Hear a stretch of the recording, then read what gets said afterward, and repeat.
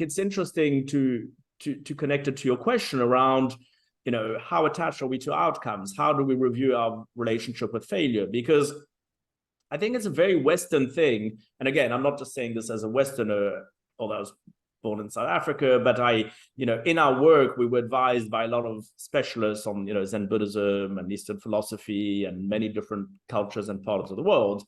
And I think there is a Western element of perfectionism, the schooling system, where you're valued for answering very well a known question for which there's already an answer, not making mistakes, doing things in a perfect way, etc. And failure and invention go hand in hand. And ultimately, you need a lot of failures. Darwin itself, humanity is evolving by its mistakes and by its survival on those mistakes. And that's what creates the resilience. You learn from the mistakes. To your earlier anecdote, or maybe it was last week when we talked about the podcast, if you make mistakes, ultimately you're getting information from that. It's a feedback loop. You're getting information and more perspective.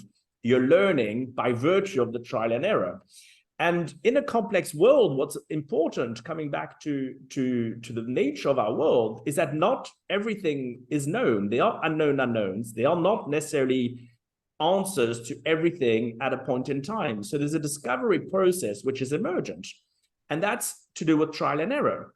So that's why countries like Israel do so well under, of course, putting aside the challenges and political aspects and that, from a technology perspective, an innovation, a creativity, a resilience. It's a country which really thrives on disruption. They understand the value of failure, of making mistakes. The educational system is informal, where they try a bunch of things in a junkyard and test things and hurt themselves.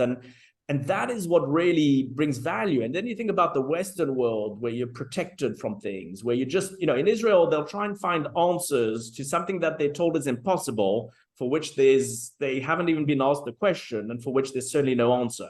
In the Western world, you're going to be tapped on the back to answer very well a well-known question with a well-known answer. So that is really the crux of failure. And the very important thing for me, and this is why we have our institute, is that in our complex world, which is indeterminate, you have to fail.